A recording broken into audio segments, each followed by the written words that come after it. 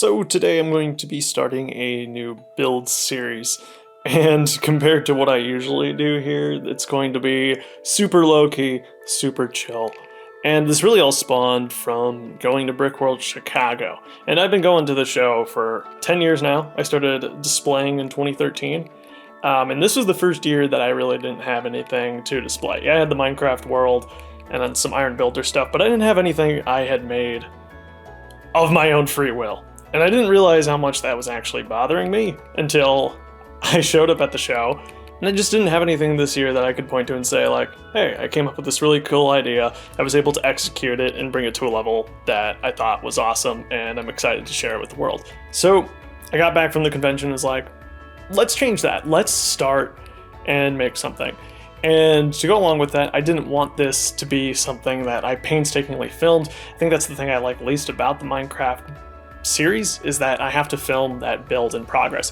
It's a constant stop and start to move the camera around, set up these shots, the lighting, all this and that, thinking about how it looks on camera, and it drains my passion for that project. And so how this is going to work, I'm going to build a ton of stuff, and we're just going to recap what I've done, like what's happened here.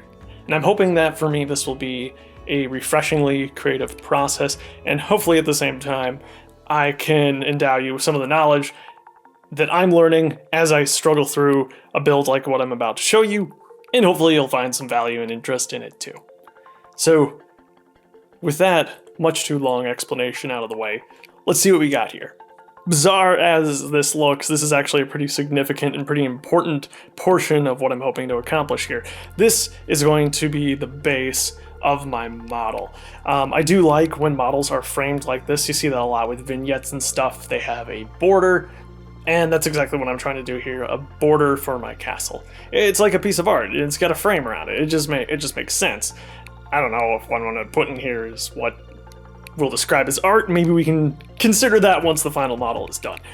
But basically what's making up that border is some good old classic 9-volt train tracks, and those are going to play a pretty crucial role going forward. And you can probably see that I do have the good old rig set up here, cracked out for the first time in many years. Had to de-rust the 9-volt track with an ink eraser, of all things, is what seems to get that off the best. And so it is up and running again. You can actually see there is indeed a car there that will go around the track. So the plan here is to have some sort of island in the middle, and there's going to be a boat traveling around. And once we get a ton of weight atop this little thing, I'm guessing it's going to go a lot slower. In fact, the concern is it going to move at all once I attach a giant flagship on top of that? So that's why I went with the railroad. I like that this becomes a 360 build because of that too. It's going to hopefully look nice from all sides. And so I'm planning on making a very vertical build. There's going to be a big cliff, I guess, of sorts in the middle with a castle, of course, towering up on top of it. Saw a lot of cool castles at Brickworld, definitely felt inspired to do something along those lines. I think of the archipelago, especially. I thought like, wow, that's really cool. What if we did that, but in the water, and hopefully adding some more colors. Gonna have gray rocks, but very colorful castle, hopefully. Something not too dissimilar to Gateway to the Sea, which I did a few years ago, which probably was my last creative free will mock, I'll call it. So it's good to be spicing things up again and making this. So as you can see, in order to support such a structure, I wanted to make sure this was exceedingly strong. You can see some Technic beams in there. There's really no Technic in this besides to connect some of these at the 45-degree angle. I did use some Technic, but for the most part, it's plates and bricks, and it is very heavy and very strong.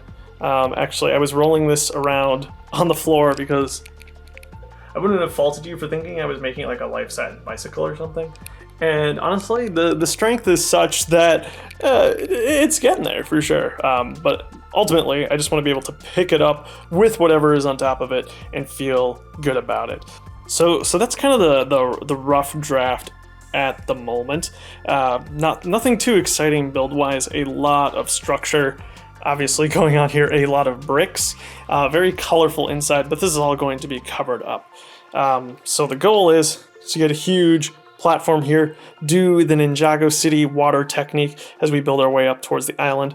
Hopefully that platform will overlap this a little bit to help cover up as much of this train track as we can, and then for the most part, hopefully you won't see any rails or anything, and just this bar and the boat should cover up a good chunk of it too. But yeah, I think that'll be really fun too if I leave this out at Brickworld or whatever, and kids could actually mess around with the controls and maybe change the speed a little bit. That is going to be the biggest technical challenge of this, though, making sure the boat can actually move. Though these old 9-volt things, they can pull a decent bit of weight behind them. I remember lining up quite a few cars behind them and they'd still move. So hopefully with some on top, it'll do the same. And I'm also planning on having a cheater wheel here on the water platform to help take some of that weight and guide it around the track.